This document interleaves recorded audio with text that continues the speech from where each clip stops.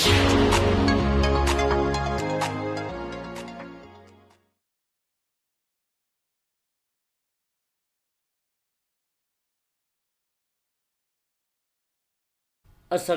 warahmatullahi wabarakatuh.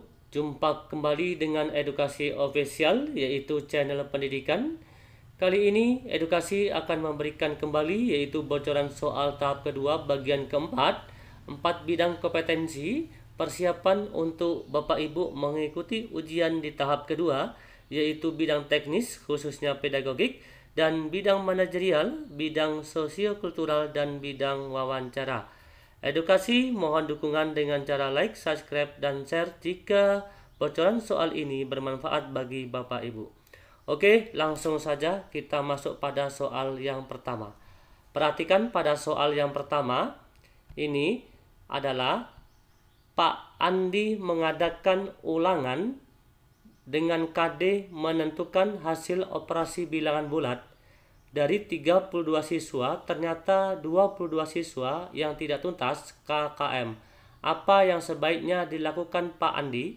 Perhatikan terlebih dahulu yaitu kata kuncinya, yaitu di saat Pak Andi mengadakan ulangan ya dengan KD menentukan hasil operasi bilangan bulat dengan jumlah siswa 32, ternyata terdapat 22 siswa yang tidak tuntas KKM.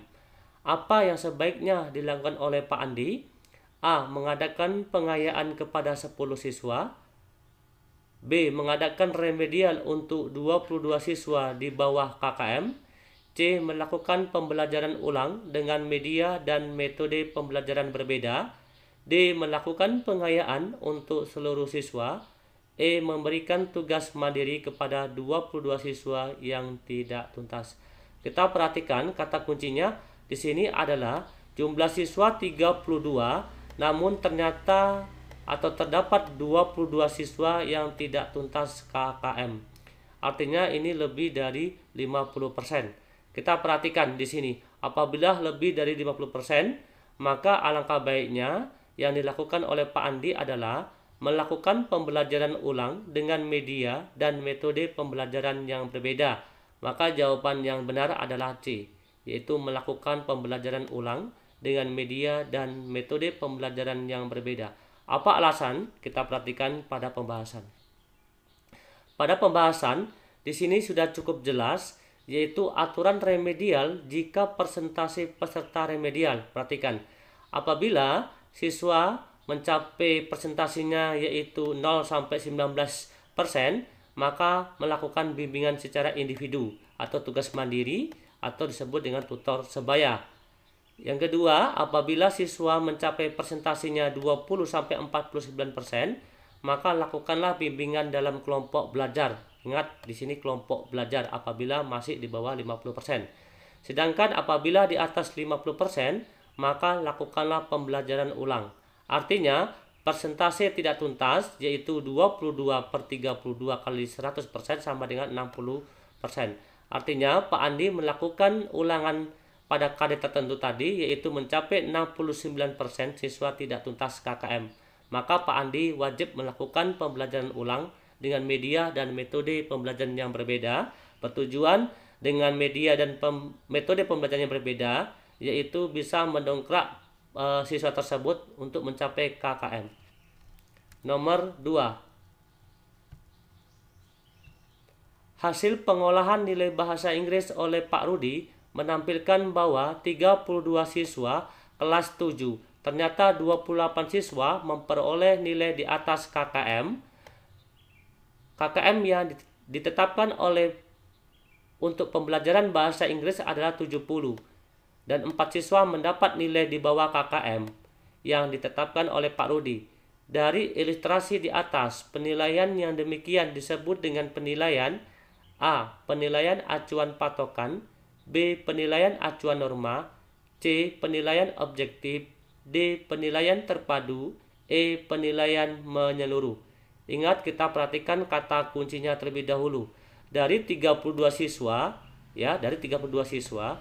terdapat 28 siswa ini mendapat nilai di atas KKM, sedangkan 4 siswa di bawah KKM. KKM terlebih dahulu sudah ditetapkan oleh Pak Rudi. Artinya Pak Rudi sudah menetapkan, yaitu memiliki patokan, yaitu 70. Ya, apabila siswa mencapai 70, nanti maka siswa tersebut mencapai KKM, dan apabila di bawah 70, maka siswa tidak mencapai KKM. Maka jawaban untuk nomor 2 pada kasus ini adalah disebut dengan penilaian acuan patokan. Berarti jawabannya adalah A, acuan patokan. Kita perhatikan pada pembahasan. Di sini pada atau PAP, penilaian acuan patokan, merupakan suatu cara menentukan kelulusan siswa dengan menggunakan sejumlah patokan didasarkan pada batas kelulusan. Nah, di sini tadi udah patokan. Nah, Pak Rudi sudah memiliki patokan KKM yaitu 70 gitu ya. Sedangkan penilaian acuan norma atau PAN adalah penilaian yang dilakukan dengan mengacu pada norma kelompok atau nilai yang diperoleh siswa dibandingkan nilai-nilai siswa lain dalam kelompok terpadu. Berarti penilaian oleh pendidik merupakan salah satu komponen kegiatan pembelajaran menyeluruh dan berkesinambungan. Berarti penilaian mencakup semua aspek kompetensi objektif. Berarti penilaian didasarkan pada prosedur dan kriteria yang jelas tanpa dipengaruhi oleh subjektivitas penilai. Berarti pada kasus soal nomor 2 ini, jawaban yang benar adalah A, yaitu penilaian acuan patokan. Nomor 3. Perkembangan teknologi memungkinkan pembelajaran tidak lagi dilakukan tatap muka, di dalam kelas. Akan tetapi juga dilakukan secara virtual ya, atau jarak jauh dengan prinsip-prinsip pembelajaran berbasis teknologi. Ingat, prinsip pembelajaran berbasis teknologi. Pembelajaran model ini berbasis web dan bisa diakses menggunakan jaringan internet dimanapun dan kapanpun siswa berada. Pembelajaran yang demikian disebut dengan pembelajaran A. Blended learning, B. E-learning, C. Learning by doing, D. Self-learning, E. Efficient learning. Kita perhatikan terlebih dahulu, yaitu di sini karena perkembangan teknologi, pembelajaran tidak dilakukan hanya tatap muka, melainkan yaitu secara virtual ya. Pembelajaran berbasis ini yaitu menggunakan berbasis web. Maka jawaban yang benar untuk nomor 3 adalah B, yaitu pembelajaran e-learning. Kita perhatikan pembahasannya.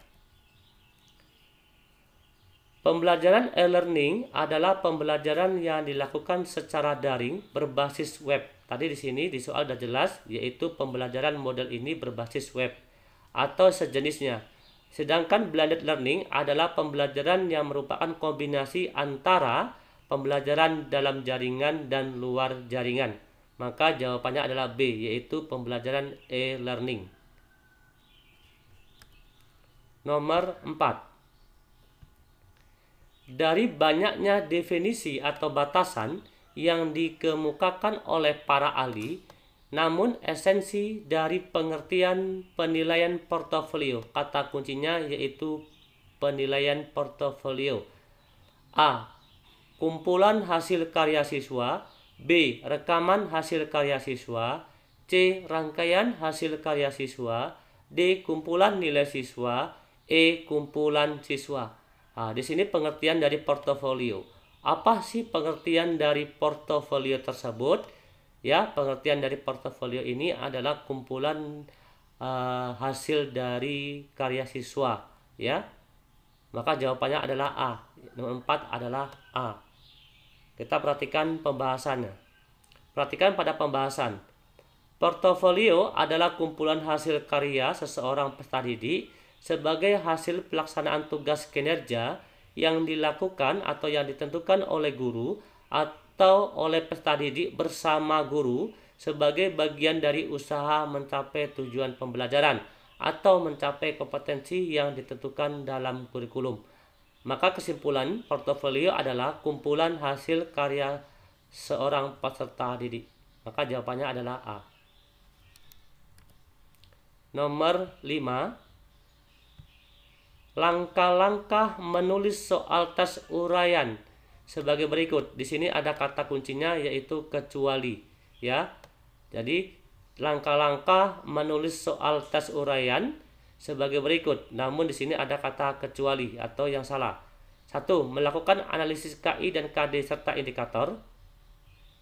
B atau A. B. Mendefinisikan tujuan-tujuan pembelajaran dan lingkup bahan ajar yang mestinya diungkap. C. Menyusun kisi-kisi. D. Membuat atau menulis soal. E. Membuat pedoman persekoran. Ya, di sini ada kata kuncinya untuk nomor 5. Perhatikan, langkah-langkah menulis soal tes uraian sebagai berikut kecuali, yaitu jawabannya A, yaitu melakukan analisis KI dan KD serta indikator. Ya, karena di sini kata kuncinya adalah langkah-langkah menulis soal uraian. Ya, langkah-langkahnya adalah pertama mendefinisikan tujuan pembelajaran, yang kedua menyusun kisi-kisi, membuat atau menulis soal, membuat pedoman persekoran gitu ya. Karena di sini kecuali, jadi tidak perlu kita melakukan analisis KI dan KD serta indikator tersebut. Kita perhatikan pembahasan. Langkah-langkah menulis soal tes uraian itu tadi sudah dijelaskan, yaitu mendefinisikan tujuan pembelajaran, menyusun kisi-kisi, membuat atau menulis soal sekaligus dengan kunci jawaban, mengorganisasikan tes menurut tipe soal, membuat petunjuk pengerjaan soal, mengadakan uji coba, dan merevisi soal. Jadi tidak perlu melakukan analisis KI dan KD serta indikator. Maka jawaban nomor 5 ini adalah A. Nomor 6. Untuk mengukur sejauh mana kemampuan siswa secara kognitif, psikomotor, serta afektif merupakan A. Jenis penilaian, B. Fungsi penilaian, C. Prinsip penilaian, D. Tujuan penilaian, E. Asas penilaian. Ya, kata kuncinya adalah kemampuan siswa secara kognitif, psikomotor, dan afektif atau 3 kompetensi sekaligus. Maka untuk nomor 6 ini jawaban yang benar adalah ini merupakan dari D ya, tujuan penilaian. Kita perhatikan pembahasannya. Di dalam tujuan penilaian itu, yang pertama mengetahui tingkat penguasaan kompetensi ya, baik sikap afektif, pengetahuan itu kognitif, keterampilan itu psikomotorik. Ya, yang kedua menetapkan ketuntasan penguasaan kompetensi belajar. Yang ketiga menetapkan program perbaikan atau pengayaan. Yang keempat memperbaiki proses pembelajaran. Ini dilihat dari 7 penilaian. Ya, nanti ada juga dilihat dari fungsi penilaian. Karena di sini mencakup secara kognitif, psikomotor, dan afektif, maka ini merupakan dari tujuan penilaian. Maka jawaban yang benar adalah D. Untuk nomor 7. Seorang guru sebelum melaksanakan pembelajaran mempersiapkan perangkat pembelajaran. Setelah menyusun indikator pembelajaran lalu menyusun tujuan pembelajaran. Hal ini termuat dalam, ingat perhatikan, di sini seorang guru yaitu mempersiapkan RPP ya, setelah menyusun indikator pembelajaran lalu menyusun tujuan pembelajaran. Hal ini termuat dalam A. Silabus pembelajaran, B. Rencana pelaksanaan pembelajaran atau RPP, C. Rencana penilaian pembelajaran, D. Analisis KI dan KD, E. Program semester. Nomor 7. Maka sudah jelas jawabannya adalah RPP. Berarti jawabannya yang benar adalah B. Karena di dalam RPP itu ada yaitu indikator pembelajaran dan tujuan pembelajaran ya. Oke. Kita perhatikan pembahasannya. Indikator dan tujuan pembelajaran adalah komponen dari RPP ya. Pada silabus tidak terdapat indikator dan tujuan pembelajaran. Lanjut. Nomor 8. Silabus dan RPP adalah pedoman bagi guru ya dalam melaksanakan pembelajaran yang berupa rencana pembelajaran. Perbedaan antara silabus dan RPP ya, rencana pelaksanaan pembelajaran adalah di sini kata kuncinya yaitu perbedaan. A. Silabus berisi kompetensi dasar dan RPP berisi kegiatan pembelajaran yang diarahkan untuk mencapai kompetensi dasar. B. Silabus berasal dari pengembangan standar isi dan standar kompetensi lulusan, dan RPP bersumber dari standar kompetensi lulusan. C. RPP dibuat oleh setiap guru dan silabus dibuat oleh tim guru. D. RPP dibuat oleh guru sedangkan silabus dibuat oleh satuan pendidikan. E. Silabus berisi rincian kegiatan pembelajaran sedangkan RPP berisi pendekatan penilaian hasil belajar. Kata kuncinya tadi adalah perbedaan silabus dan RPP. Ya, nomor 8. Maka perbedaannya terletak pada silabus itu berisi dari KD dan RPP berisi dari kegiatan pembelajaran yang mencakup atau untuk mencapai KD tersebut. Maka jawaban nomor 8 adalah A, ya. Sudah jelas, yaitu A.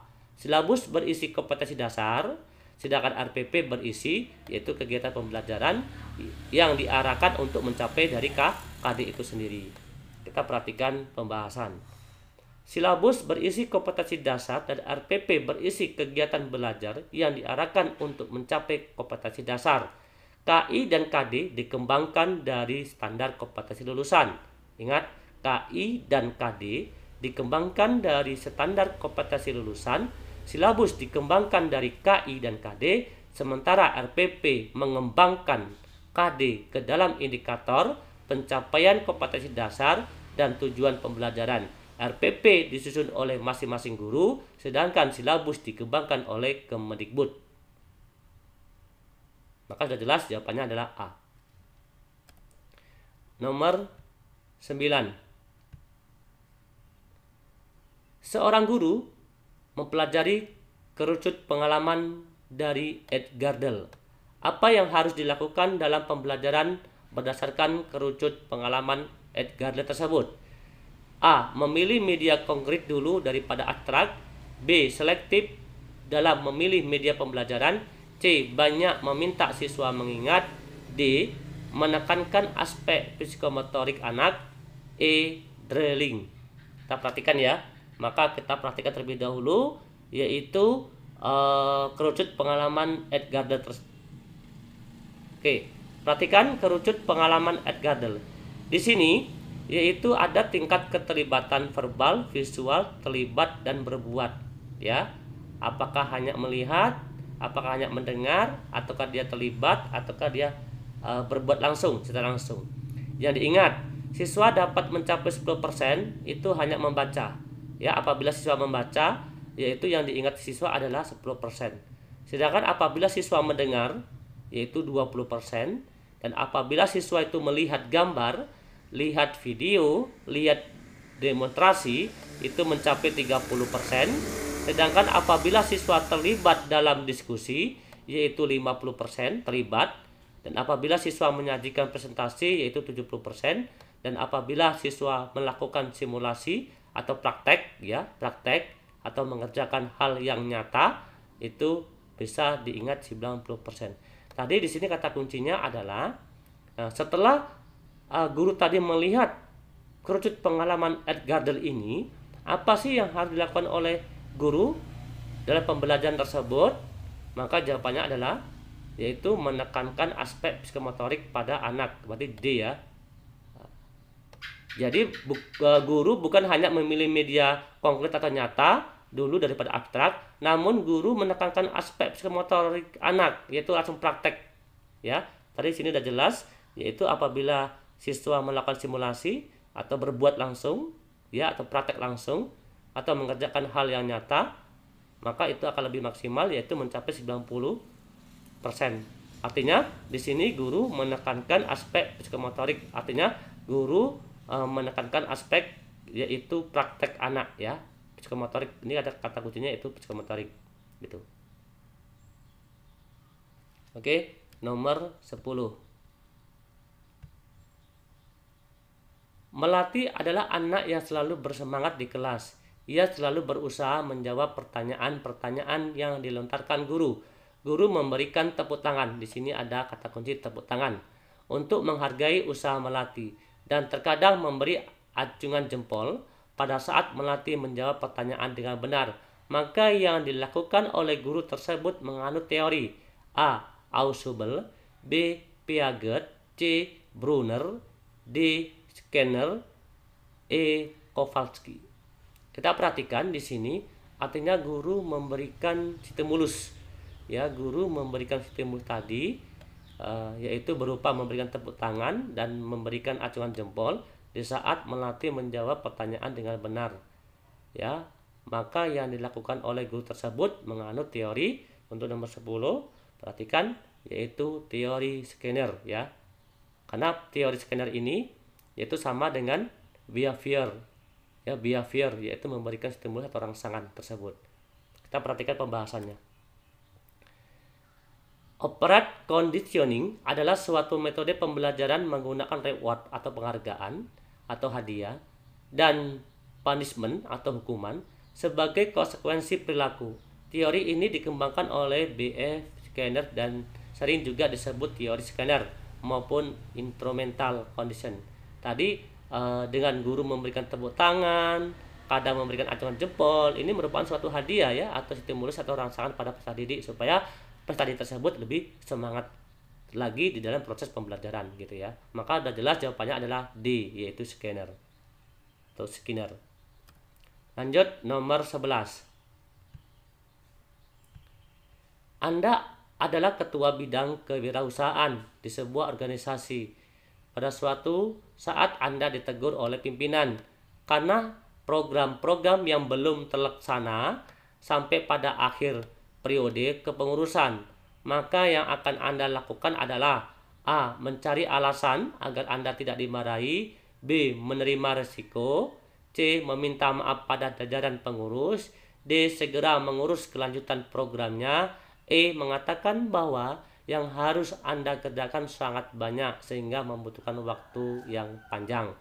Maka apabila ada program-program yang belum terlaksana, ya, sampai akhir periode kepengurusan, maka yang harus Anda lakukan adalah segera mengurus kelanjutan programnya supaya cepat selesai pada program tersebut, ya. Maka jawabannya adalah yaitu D, segera mengurus kelanjutan programnya. Lanjut nomor 12. Anda diminta menggantikan rekan yang bekerja di gudang. Di sini kata kuncinya yaitu menggantikan rekan yang bekerja di gudang. Sedangkan kondisi gudang yang pengap dan panas tentunya berbeda dengan ruangan kerja Anda. Maka Anda akan A. Bertantang atau tertantang untuk mengerjakan dengan baik, B. Merasa takut, C. Bekerja seperti biasa, D. Menerima dengan berat hati, E. Menyiapkan alasan apabila tidak tuntas. Maka di sini kita harus sifatnya profesional, ya. Maka jawaban kita yang benar adalah tetap kita kerjakan karena hal ini merupakan tantangan yang baik, ya. Maka jawabannya adalah A, yaitu tertantang untuk mengerjakan dengan baik. Nomor 13. Pada saat Anda sedang melakukan wawancara dengan narasumber, tiba-tiba tetangga Anda menelepon dan memberitahu bahwa baru saja terjadi pencurian di rumah Anda. Sikap Anda A. Di sini kata kuncinya perhatikan. Di saat Anda melakukan wawancara, tiba-tiba tetangga Anda menelepon bahwa baru saja terjadi pencurian di rumah Anda. Apabila hal ini terjadi pada Anda, maka Anda harus memiliki sikap A. Segera kembali ke rumah, B. Memohon maaf dan minta izin pada narasumber tersebut untuk kembali ke rumah, C. Mengabaikan urusan rumah karena masih sibuk, D. Kembali setelah wawancara selesai, E. Menelepon meminta kerabat mengurusinya terlebih dahulu, dan setelah selesai wawancara baru pulang. Artinya jawaban yang benar adalah E, yaitu kita harus sifat profesional, kita harus melakukan wawancara. Maka langkah pertama adalah kita menelepon meminta kerabat untuk mengurus, ya, mengurus terlebih dahulu, ya. Untuk nomor 13.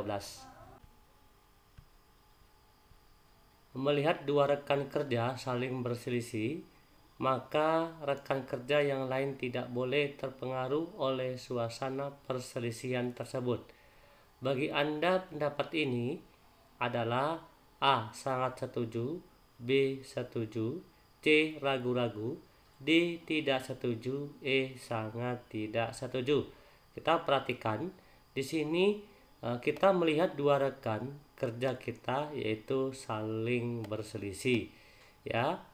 Maka rekan kerja yang lain tidak boleh terpengaruh, ya. Arti di sini tidak boleh terpengaruh suasana perselisihan tersebut. Artinya kita tidak boleh ikut-ikutan berselisih paham gitu ya. Maka bagi Anda pendapat ini adalah, maka jawaban yang benar adalah yaitu A, yaitu sangat setuju gitu ya. Di sini perlu kita perhatikan tadi, di sini kita tidak boleh terpengaruh permasalahan yaitu berselisih paham antara rekan kerja tadi gitu ya. Namun alangkah baiknya kita yaitu sebagai penengah atau sebagai pemisah antara dua rekan kerja kita gitu ya. Maka jawaban yang betul adalah A, sangat setuju. Kita perhatikan di sini di dalam pembahasan, sebagai profesional Anda tidak boleh terpengaruh akan adanya konflik di antara rekan kerja, termasuk tidak boleh terdapat konflik kepentingan jika tugas kantor yang Anda hadapi bertentangan dengan tupoksi Anda sebagai ASN, ya. Oke. Lanjut nomor 15. Apabila diangkat menjadi pegawai ASN P3K, Anda bersedia ditempatkan di seluruh wilayah Indonesia. Dengan pernyataan ini, saya A. Sangat setuju, B. Setuju, C. Ragu-ragu, D. Tidak setuju, E. Sangat tidak setuju. Ya, karena di sini kita apabila sudah menjadi pegawai ASN P3K, kita harus yaitu bersedia ditempatkan di seluruh wilayah Indonesia. Pernyataan ini adalah sangat setuju, berarti A, ya. Kita perhatikan, saya bersedia ditempatkan di mana saja karena saya merasa menjadi bagian dari masyarakat Indonesia. Saya tidak membeda-bedakan tempat kerja. Dimanapun saya bekerja, saya akan tetap profesional menjalankan tugas. Nomor 16. Motivasi saya menjadi ASN P3K adalah mengabdikan diri untuk negara dan melayani masyarakat, serta untuk mengembangkan kemampuan profesionalisme. Sikap saya terhadap motivasi tersebut adalah, maka sudah jelas karena hal ini positif, maka jawabannya adalah A, yaitu sangat setuju. Kita perhatikan, ya, Anda wajib menjadi ASN yang sifatnya profesional, yang memiliki integritas maupun bekerja sama, melayani publik, giat mengembangkan diri, komunikatif, dan bisa mengelola perubahan.